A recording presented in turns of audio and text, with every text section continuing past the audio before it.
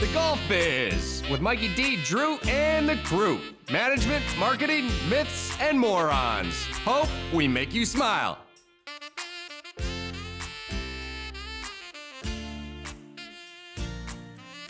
Welcome to the Golf Biz. I'm Joe Dahlstrom with Mikey D, Drew, and the crew, where our one and only goal is to make you smile as we share our stories of owning, operating, and marketing golf courses all over America.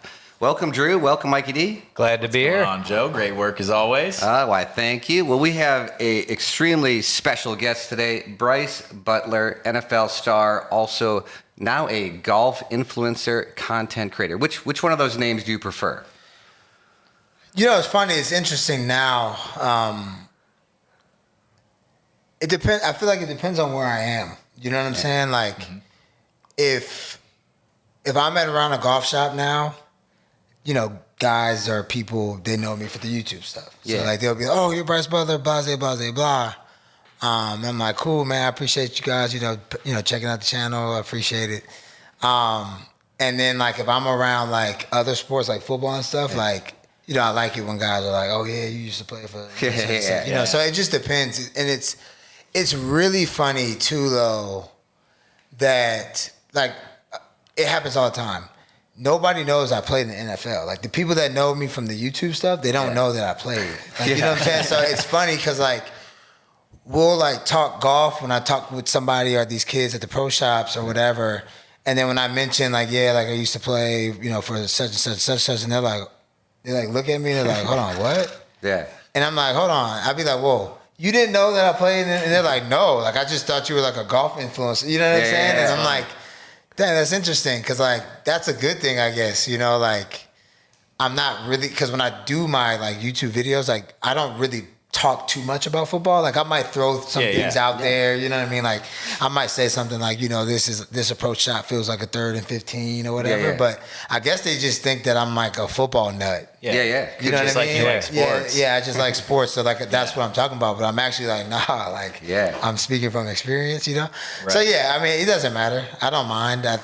I mean, if I'm in Dallas, it's going to be football most primarily. Yeah. Just because, you know, it's the Cowboys or whatever. But, you know, out here, like most of the people recognize me for the golf stuff. It doesn't matter. Cool. Yeah, and that's a really great point you bring up, right? How, you know, it probably caught you off guard, and that is interesting to hear that, like, you spent so much of your life on football. All my life. You spent your entire life on your football. Football was your first career, probably your first love, probably all that stuff. And now, being so short removed from it, now there's a whole new slew of people who know you, you know, look up to you and all these things and have no clue. No clue. And we hear about the internet and how, you know, the internet never goes away. Everything's out there forever. But I mean, it just brings such an interesting perspective that all this information's out there. And really, like you said, unless you bring it up, you know, nobody really realizes. And I got to give you some kudos on that, because I think a lot of people, right, it probably would have been a pretty easy crutch to lean on and try and leverage your football career to try and build your brand and your channel and everything. So, I mean, good for you and not really having to do it. Not that it's a bad thing, but I mean, it's like you said, it's probably good. You've got a genuine new following. Yeah, right. Especially in the YouTube space. I mean, I will correct you a bit. Like, I definitely am using the platform that I gained from playing. Yeah, sure. Like, you know, for the social media stuff. But the other thing is like, I'm really starting over again, fresh, really, because I'm in another space. Like, I'm not in the football space. Like, if you looked at my Instagram, I didn't do an entirely great job, like, managing and posting, because I've always been involved in a lot of different things. Like, one thing that you guys might not know about me, like, I was a legitimate working DJ.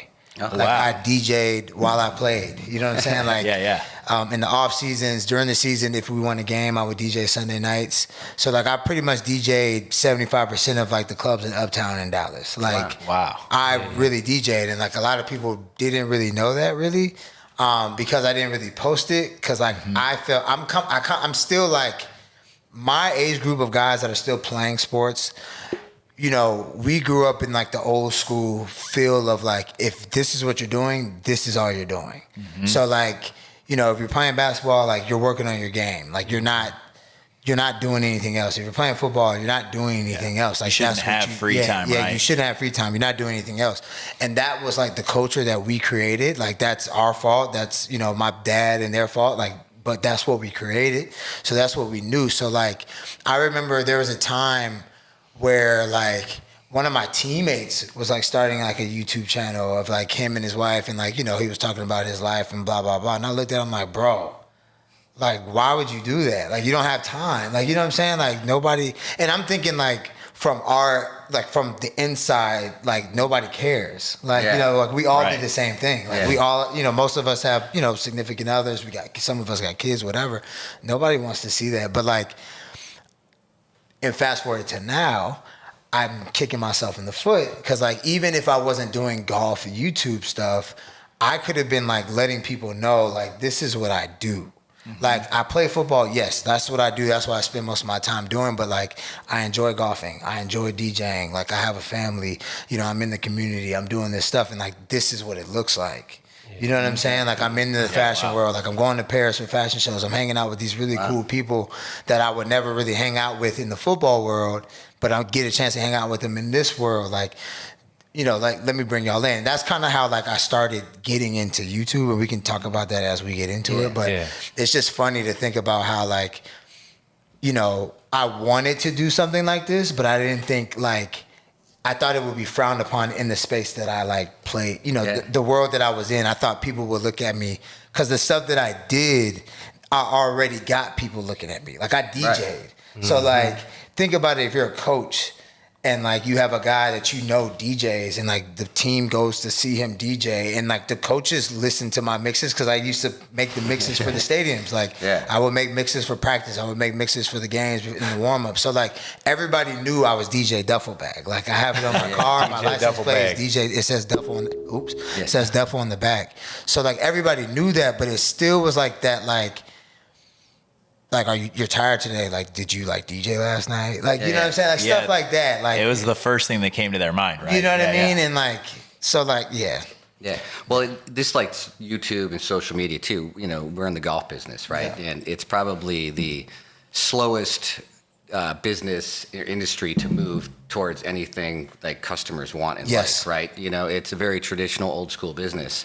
And, you know, how we started to meet, you know, guys like yourself and Haley and the good guys is that I'm the business guy side of it. So when I saw like what reaction it had with people of all generations, there's a misleading thing out there that what you guys do, one, that it's easy. It's definitely not that. It's hard. And two, that it's only young people that do it. But, you know, after any time we form friendships, put out videos, the response from all generations is remarkable. Yeah. And that's why I really admire what you guys do, because golf as a whole needs to continue to shift, right? Yeah. Instead of just marketing and catering to one, you know, crotchety old group of people. Yeah. You know, we need to make it cool, and you're doing that, and it's super interesting. And so congrats on that too. I appreciate it. And just talk a little bit about like the transition, right? So you grew up in Georgia, you went to USC, and then you ended up being a fellow Aztec as Drew up in here, right? Yep. And so was being in the NFL the ultimate goal? Yeah, from the jump. I mean, my dad played in the league for 12 seasons with the Falcons, and I can remember I played every sport growing up: soccer, football, basketball, baseball. And, you know, I was pretty athletic. My older brother was athletic as well. He chose basketball. He played overseas for a little bit. But for me, I always saw my dad's pictures in the house, and I was like, I want to do that. Yeah. Like, excuse me. Like since I can remember, man, like it was just like, oh, you play football? I'm playing football. Like you play 12 years? I'm playing 12 years, or I'm going to play something close to it, you know? So, I mean, really, I was chasing that, you know, as an adult. Like, I used to be like, all right, my dad played 12, you know, as long as I can get 10. Like, we make a lot more money than when they did in the 80s.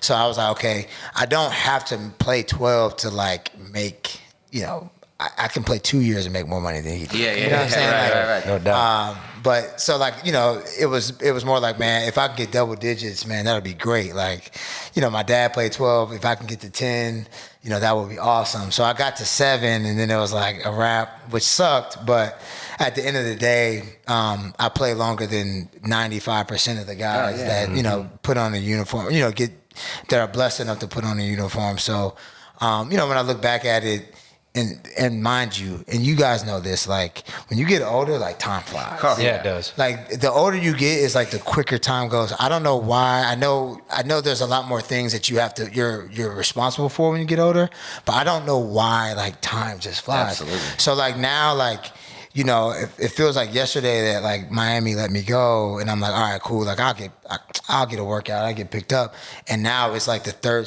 like this is about to be the third season that I'm out. You know what I mean? And it's like, dang. You know, when I look at it, you know, and I still work out. You know, I don't run and stuff like I used to, but I still go lift. I still, you know, go boxing and stuff to, you know, stay fit. And I'm like, man, I could still be playing. Like, I know I can. You know what I'm saying? And I was like, it was just yesterday I was playing. It's like, nah, it was like 3 years ago. Yeah. You know? So, but yeah, I mean, yeah, from the young kid, man, I just wanted to play ball and, you know, try to, you know, just do what my dad did, man. When did you start playing golf? Like I played as a kid. My dad played. He enjoyed it. I mean, never was a great player. I don't think he ever broke 90, but he liked to play. Yeah. So he used to take us out. I was the only one that liked it. Mind you, like I wanted to do everything my dad did. So he golfed, I would golf. If he did this, I would do that, you know. So I have 3 brothers. I was the only one that took up football. Everybody else basically played basketball. So, I mean, me being outside on grass was like normal for me because I played football. So I enjoyed it as a young kid. I grew up right by the Atlanta Athletic Club. So my neighbor had a membership there, so we used to always play their par 3 course. And it used to be funny because like Atlanta Athletic Club, like interesting history of being inclusive. Yeah. And they have really stringent like clothing rules. Like you can't, like if your shirt is like almost tucked out, like they'll be like tuck your shirt in. Right. So like, you know, I'm like the only black guy there, basically, or kid, and my neighbor's there, and like me and him together were just like bad. So like we used to like damn near get kicked out every time, and we used to be like, hey, what's the problem? Like we're playing golf, like his dad's a member, like we could do whatever we want. And you know, they're looking at me like, you're not a member though. You know what I mean? So it was fun though. So we enjoyed it. And then I never played, like when I got to like high school, you know, when football got serious, I stopped playing. When I got to college, I didn't have clubs. I remember my senior year at SC, I almost took a golf class. Like they, you know, basically put mats down on like the track and field, and like they just let you hit like 100-yard shots. Like it was kind of cool, and I wanted to do it, but then I was like, I don't have clubs, so I can't really like play. So I was like, there's no point. And so didn't really play again until I got to Dallas, man. Like my first 2 years in the league, I tore both shoulders, so I couldn't play. I wanted to then, but I couldn't. And then when I got to Dallas, Tony Romo kind of gave me like this snark, like funny, like joke about like, I don't know golf because like I was asking him questions I really didn't know. Like I was just like, I used to play, and I was like, can we play together? And he looked at me like, no. Like, you know what I mean? Like you can't play, like no. And then he was like, you're not good enough to play with me. And I'm like thinking in my mind, like, bro, it's just golf. You know? But that like motivated me. Like I'm like, all right, like I'm gonna buy clubs and I'm gonna go. When you talk to Tony, you can get him back because fact, he used to caddy for Mikey. Yeah, he did. Right, absolutely. Junior Masters. No, that was fun. That was cool. So, that's dope. So that was cool. And then, so you 7 years in the NFL, something totally to be proud of. It's an awesome accomplishment. And then you started playing golf, and then you wanted to get into the influencer content creator space. You know, what was the motivation or thought behind that? Okay, so really, I never really thought I would be doing this. Okay. When I was playing, I used to write down ideas that I had, and so I always wanted to do TV shows, like be a host or whatever. So when I played for the Raiders, I had my own TV show that I did every Tuesday. When I played for the Cowboys, I had my own TV show that I did every Tuesday. And basically it would be, you know, we would talk about the game. You know, we would get like an old, like alumni that was a guy that people would know, and then we would get like a guest, so like a coach or like a player, or even some like staff from like the sales team or whatever, just to come talk. You know, it was cool. Like I did it at both teams. So I always had that in mind. What I had golf related was basically was a show where I take pro athletes, entertainers, whatever, and just go out to the course with them and just hang out basically. Yeah. And literally, you know, I'm asking them like questions that people want to know, like things about these people that people want to know, but I know it already, but I'm just like talking to them so people can get it. So it would just be like a golf round with your boy and then like whoever I'm playing with, you know?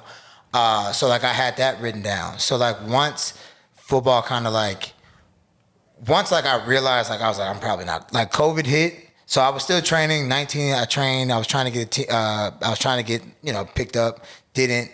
And then 2020 came around. I was like, all right, I'm gonna still train. I still want to play, but,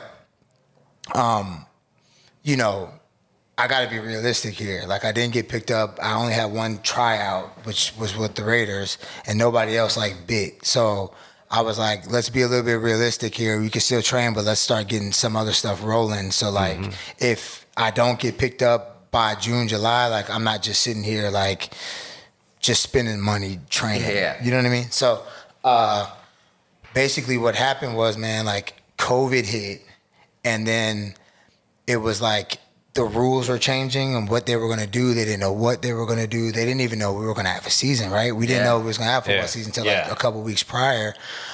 So I was like, because I trained with Larry in the offseason, Larry Fitzgerald. So it was like me, Larry, Christian Kirk, and Andre Roberts, who all played here at one point. Yeah.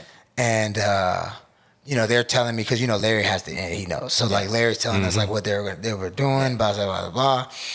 And then, like, I stopped going to workouts because I was like, I mean, this is not benefiting me. Like, y'all are on teams, like, but, like, I'm probably not going to get picked up with these rules, you know? Yeah. So I was like, all right, let's get an internship. So Skip Bayless is a good friend of mine. So I was like, can we get an internship at Fox Sports? So we were getting that dialed in. COVID hit. Yeah. So, like, now it's like nothing's happening. Yeah. So, like, I'm like, I don't know what the heck to do. So I knew Garrett and them already. I knew what they were doing. I liked what they were doing because I watch YouTube all the time. Like Rick Shields, like that's like Rick Shields basically taught me how to play golf. Like when I started back, you know, like because he had the like fix your slice. He had all that stuff. So I'm watching. My wife used to be mad because like every night, once I like really had the golf bug, like the golf bug, every night I'm watching Rick Shields on my laptop before I went to sleep. So she would be like, "Are we watching Rick Shields tonight?" Like, you know what I mean? Like, stuff like that's that. funny. And I'll be like, "Yep, if it's a new video, I'm watching it." Yeah. So, so what happened was like a lot of stuff that I had in motion fell through because of COVID. Yeah. And I was like, I can still golf. I was like, I can still do something. I was like, I'm gonna just go buy a camera. And I did some stuff with Garrett and them. They came out and they wanted me to do something with them. And that was the first time I ever golfed on camera. And I was like, that's actually dope. I like that. Yeah. And then like I was like, you know what? I could kind of do what they do. I was like, I have a decent following, you know, on my social platforms. And I was like, I got good personality. I was like, I can go out there and I mean, I was like, I might not have as many followers or subscribers as them, but like I can have a niche group of followers. Absolutely. You know what I'm saying? So, I bought a camera. I bought a Sony A7 III. I got to be honest here. I'm one of those guys that didn't know you until the good post when I saw you hit the skipper in there, and then I tapped on there to check out your profile. I'm like, man, this guy is cool. I dug that. Yeah, for sure. So I mean, those guys were great because I mean, they still do. They've helped me out a lot. You know what I'm saying? Because they've been doing it for a while. This is their thing. They've been doing it for at least 3 to 5 years. So. It was interesting, like, you know, I was considered an unk or OG in football, and the younger guys were coming to me for advice, you know what I'm saying? And then, you know, I'm done playing ball, and then it's like now I'm going to young kids. Like, at the time, Garrett was like 19. So, like, you know, I'm like getting advice from them, you know what I'm saying? Yeah. Which was cool. It was cool because it was, for me, it was really cool because, like, you know, they were like open to it. It wasn't like they were like, nah, oh man, like I don't want to talk to you. Like I'm not helping you. Like they were like cool. Like I would ask them questions like, okay, do you think this idea will work? I have these ideas, and they'd be like, well, if you tweak it here, like you know, it could work or whatever. But you never really know until you actually do it. You know what I'm saying? So it was great, and you know, I still do stuff with them now. I was just in Dallas with them a couple weeks ago. I'm shooting with them. So, I mean, that's kind of a long 5 minute, I'm looking at the clock, 5 minute story of like kind of how I got started. But you know, now, we had the match earlier, so we'll actually talk a little bit more about that later about when you played with the young bucks out there, the juniors, right? Yeah. But the thing that was, we had the good guys on, and they were super nice guys, and it seems like they have part of their goal and mission is to introduce golf to a wider variety of people, and to actually spread kind of a fun, cool message, right? Because they're cool kids, right? And then we talked a little bit earlier. I met you for the first time today too, but as golf course owners, operators, and things too, we feel golf is completely left, a lot of people behind, right? And they talk about diversity and being inclusive and things like that too. But our new mission is it can't just be an actual mission statement or a requirement. You have to build a vibe and a culture that people want to come out, right? That's why we do the music and all that stuff too. But you'd mentioned that you want to dedicate part of, your time in golf and that to help bring golf to a lot of different kids and opportunity, right? Yeah. So for me, like, the thing that I used to hate the most, especially like going into locker rooms dressed like this, because like after like practice or spring foot, like I'm going to play. The thing that I used to hate was like a lot of the older guys would be like, why are you dressed like a white boy?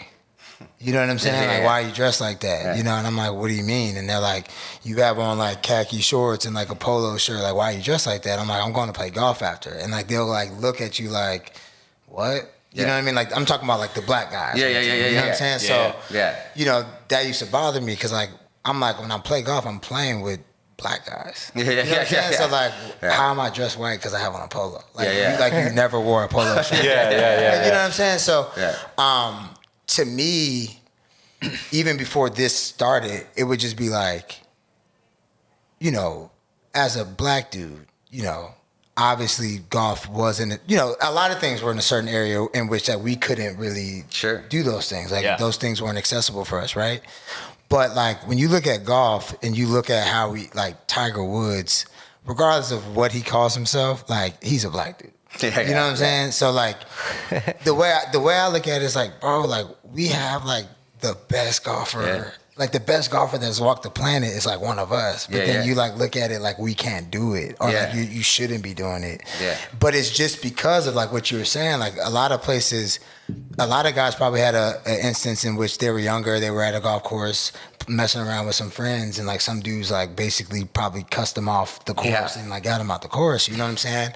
And so then they have a negative, traumatic, situation on a golf course in which told them, that's not where I'm supposed to be at. You know what I'm saying? So, and it carries into the adulthood, know? So like for me, I'm like, nah, like a lot of people golf, all colors, all shapes, all shapes and sizes, women golf, whatever, why not give more inspiration to people who think that way and say, look, everybody can play. And Topgolf kind of started that, right? Like with the music and, the drinking, whatever. Like, and so now you see people stiff as day, can't swing nothing at Topgolf, like trying to hit a ball into like the net, So that's what I want to do. Like, I want people to see like every golf course, I don't have to wear a polo shirt to go play. Look at us right here. You know what I'm saying? Like, after going around this course, like I know I can pull up in here with a basketball shorts and a t-shirt and go around the course and play. You know what I'm saying? Now, every course isn't like that, which is totally fine. If the course has certain rules, abide by the rules that they have. Sure. But like, the stigma of golf is, I feel like it's leaving us. Yeah, I agree. You know what I'm saying? Like 100%. A lot of the people that were older, maybe that's up here that was kind of running certain things, like they're about to be gone. And their kids aren't like that. Yeah. You know what I'm saying? I like what you said. I'll even do you one better. It's not that it's leaving us. Like, we're deciding to leave it, right? Yeah, right, yeah. We're making that choice, putting it behind us now, because it's funny you said it. I get guys, and they're joking with me. I know them well enough. I've worked here for a few years, but they'll walk in and they'll say, I can't believe my golf pro's not wearing a collar. And they go off on me, and I said, first of all, not a golf pro. Second of all, you know what I mean? But, I mean, why, man? It's 115 degrees outside. You know what I mean? Like, let's hang out. Right, exactly. And, Oh, yeah, go ahead. No, I was just going to say it is amazing how much of a difference, and we can talk about it a little more, but when we were talking before this, you even brought up in football, right? There's youth camps. Yeah. And that's another major thing, because even people who didn't get run off a golf course and had a bad experience, people get brought to football, baseball, basketball, the traditional sports that are team sports through those kinds of camps.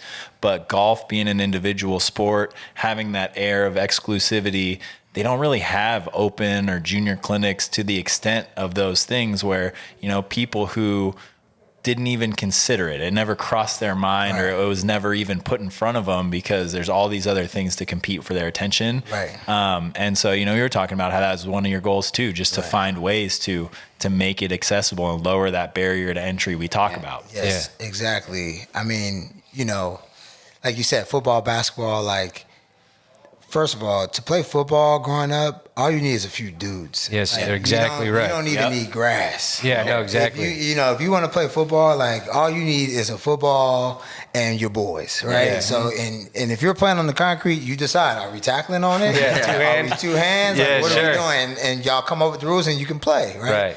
Basketball, you don't necessarily need a hoop. You just need a basketball, and we can just say who can dribble and like who can't steal the ball from who. You know what I'm saying? Like, Yeah. So like you can do all those things, but like golf is a sport where like, yes, if you have a ball and a club in your backyard and some grass or whatever, you can hit some shots. But like, in order to really like kind of get better and work on your game, like you have to like go somewhere in which is set up for it. You can't just do it right there. You know what I'm saying? You get what I'm saying? Like, so Exactly. it's not like that. Yeah. So like it is interesting, and I'm learning because like this isn't the world that I grew up in. So I'm like I was telling you earlier, Drew, like I'm trying to figure out like that way to do that. And do it not do it the right way, because I feel like there's a million different ways to skin the cat, but do it in a way that's organic. Mm-hmm. Do it in a way that is very like warming to people who don't understand golf. Yeah. And listening to y'all talk about like what y'all do here, I was like, damn, like this is perfect. Like, how you have everything set up out there. You got the fun top tracers, you got all the different targets. Like that's even fun for an adult. You know what I'm saying? Yeah, Like I hate going to ranges that don't have like targets or like a bucket that I can try to hit, try to hit a stinger into. You know what I mean? So, like it's perfect. Like, and I always think about my son, like when I do things, like when my son like this and he's 3.5, it's interesting that I think about his thought process behind some things, because I feel like if you can get a kid's attention, you can get probably predominantly everybody's attention. Yeah. You know what I'm saying? Because like We had a leg up. If we could get Mikey's attention. true that. We figure he's Right? a test, so it's interesting, and it's exciting too, because it's a challenge. Like how can you get kids on the golf course, and then when you get them on the golf course, how can you get them to come back? Yeah. You know what I mean? That's a great point. And what we've done as a golf management group here is actually make golf accessible, because I think the one thing that people view golf as is expensive. Yeah. You got to buy clubs, you got to make the investment, you got to pay for the round of golf and everything. And so we've used a lot of our inventory that's usually either unused or available to reach out to groups to come out and take advantage of it at either free or incredibly low cost, Right. so that they can. And then we've got our father had actually accumulated tens of thousands of golf clubs. Yeah, I saw that. The vault. The vault. Yeah, exactly. It went, and so we use that to get clubs into young kids' hands, Right. so that they don't have to come out of pocket for all that money, and Right. so they can get introduced and into Right. it. And part of the motivation is that our father, and there's a lot of fathers and mothers and people out there that did that. And, we've always been really, enthusiastic about junior golf, but it was never really part of our overall big picture thing, right? We offered it, we did the cookie cutter stuff and all that, but when we started to lose our dad and to see what he did for us, I mean, you couldn't find a couple of guys with less credentials, less anything than Mikey and I, right? I mean, zero, right? But our dad gave us the opportunity by sacrificing to get us out to the golf course, because he came from very little. And, it taught us respect. It taught us, how to communicate. It taught us. And the game actually provided us an opportunity to make a good living and do what we loved. And, as we meet other people that actually have, that their parents brought them to it, and see the same thing and how it affected their life, it really got us thinking is that how many people we can improve just give them an opportunity, right? And, you'll see tonight when we do the Top Tracer Challenge, you're going to see, we do a ton of clinics. You met Cheyenne, is one of the most wonderful human beings I've ever met in my life. And there's so many kids that have come out, and just to give them a safe, fun place and just a cool place to feel good, not judged. It's one thing that we're going to continue as our mission, you know what I mean? Because to give back, because, if our father wouldn't have done that for us, I don't know where I'd be. Right. Yeah. That's cool. That both of y'all said that, because like the other day, like literally within 7 days, we're watching TV, watching golf, and like I'm telling my wife, like, man, like I gotta figure out how to get like a camp going. Like I just gotta figure it out. Like I was like, I don't know how to do it. I was like, I know how to do it with football. I'm pretty sure it's similar, but I was like, I just don't know how to do it. Cause I know with football, like I can call certain coaches and be like, can we use your field or whatever? Yeah. And then they'll bring people out, whatever. And cause I was like, we need to get more kids to play. And then she was like, you know what you need to figure out to do? You need to figure out how to like sponsor a kid and like get kids like clothes, shoes, clubs, like everything. And I was like, you know what? I never really thought about that. I just thought about getting, people involved. And then like, I come here today and like y'all are literally doing like all of that stuff. And I'm like, that's freaking sick. Yeah. You know what I'm saying? Yeah, no like, doubt. The clubs, like that was cool. And then y'all are cutting them and, fitting them to kids. Like that's awesome, man. So yeah, that's well, great. we could use your help too. This is part of the pitch, is that we ain't very cool. Yeah, that's for sure. We're definitely gonna do stuff together. Cause like I told you, I live like 10 minutes away. So like, this is perfect. I mean, when I come back, I'm definitely going to bring my son. Yeah, like absolutely. My 3-year-old. I don't know if my wife and my daughter will come, but my son's coming. She enjoys a glass She'll of wine, probably right? come. She'll probably come. Yeah. But like, I don't know what she's going to be doing. I know my son will come. You know what I'm saying? So we'll definitely team That's up. awesome. Because like this is what I want to do, and y'all are doing it, and if we can just join forces. I love whatever. it. It'll be perfect. That's super amazing and super cool. We're going to take just a short break, and we got a couple questions for you just to end the episode. But it's been great so far. Oh yeah, Brice Butler, what a great guy, right, guys? Awesome. Yes, sir. Cool.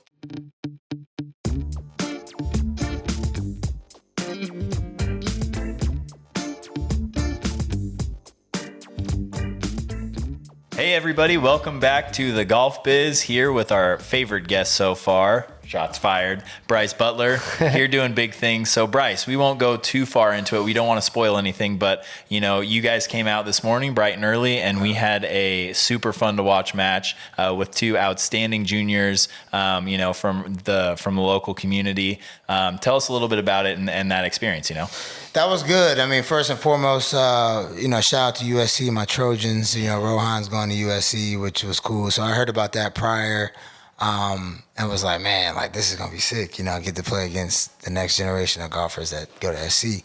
So it was great. I mean, when you thought he was like down and out on a hole, he wasn't. Like, and he was hitting like really good shots. Natalia, sweetheart, sweet little girl, like she comes out like super nervous, scared to hit the ball, like on camera, right, smiling, oh my God. And then like as soon as like she made that first birdie, she started like talking trash. Yeah, I love it. Like, are you going to make this shot? Are you going to make that birdie? You know what I'm saying? It was great. I mean, those two were awesome. I thought they knew each other prior, but they didn't. That was the first time they met each other. Yeah. So I mean, that was great. They could play. Like they can play. It's interesting. We all play from the same tees.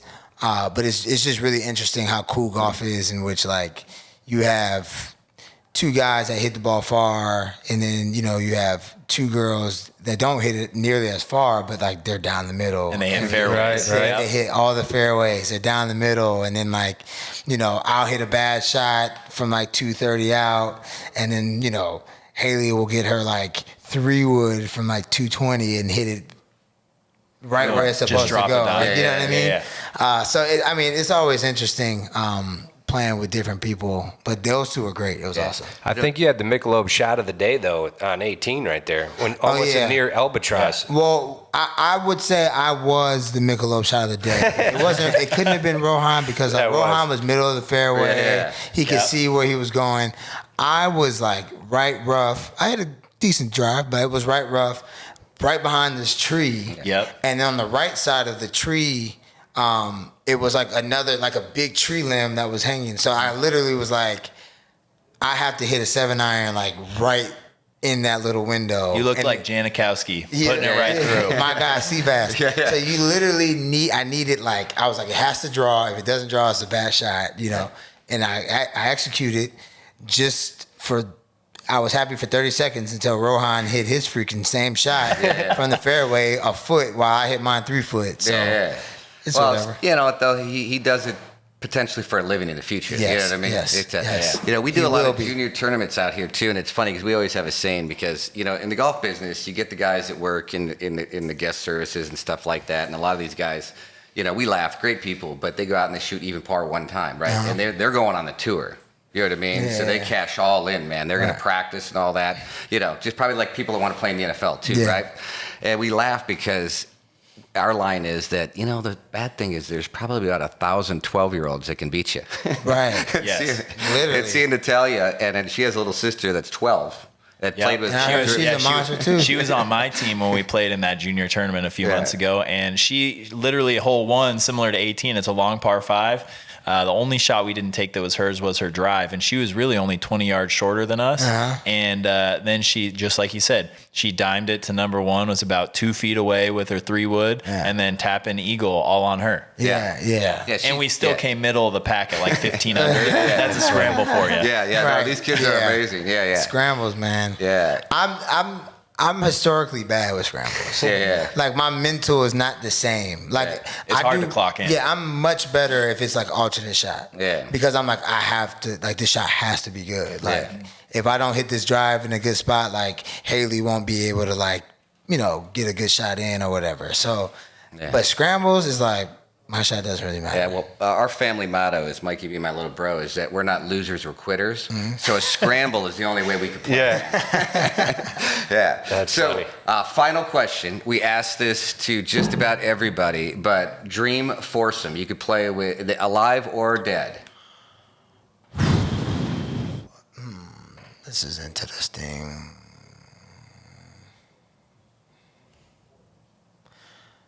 Dream foursome. I mean, even if they don't play golf, I would say. I mean, first I'll go with Jesus. Yeah. I like it. It would be sick. To just listen to how sick he is. Like, you know what I'm saying? Like, I love that. I mean, the stuff that this dude says in the Bible is just crazy. So it would just be cool to just be around him. Like, For sure. Yeah, that would be cool. Like, I'll miss a birdie and be pissed, and he'll look at me like, you know, so that would be cool. Next, let's go with, I'm going to go with my man. I'm going to go with Calvin Pete. Awesome. That is cool. I'll go with Calvin.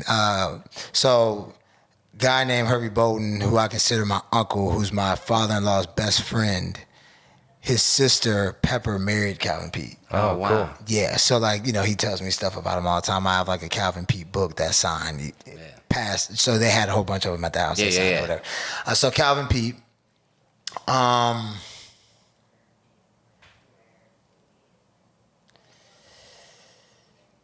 gonna throw. I was supposed to play with him recently, but I'm gonna throw.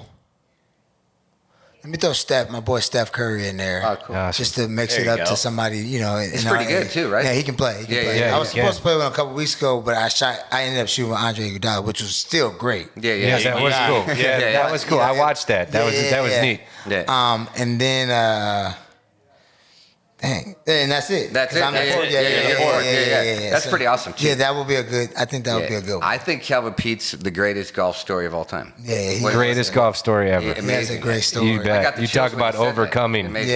Yeah. No And then just to know, like, he was down the middle. Yeah. Like, he was like just always in the fairway. You know, so. No, he didn't miss too many fairways, that's for sure. Yeah. Well, if Steph Curry ever wants to come out too, Mikey'd like to challenge him a little 3-point contest. Let's light it up. Stays down there, right? I can't Can't dribble, official. can't pass, can't play D, but I can light it up. Let's go. I love it. That's what's up. Yeah, cool. Well, I appreciate everybody for tuning in. Bryce, thank you, and Haley and everybody so much. This is the first of many great things I think we're going to be doing together. Go ahead, guys. If you enjoyed it, we've got obviously a new setup here in the office. So we're going to be putting out some more cool things. Go ahead, hit that subscribe button, hit the bell if you guys want to know when we're going live, putting more things out. And as always, hope we made you smile. Nice to be. The video. Yes. Yes, that algorithm. Like the video. See, we're new at this. Now you're teaching us. It's come full circle, right? Bro, yeah. Appreciate you, man. All right, thank you. Yes, Awesome. Great, guys. Bryce, thank you. For sure. Thank you. From the T to the green, at the P to the B. Skip the plumb bob, drop the plumb bob, lose the plumb bob. Who needs a plumb bob? From the T to the green, at the P to the B.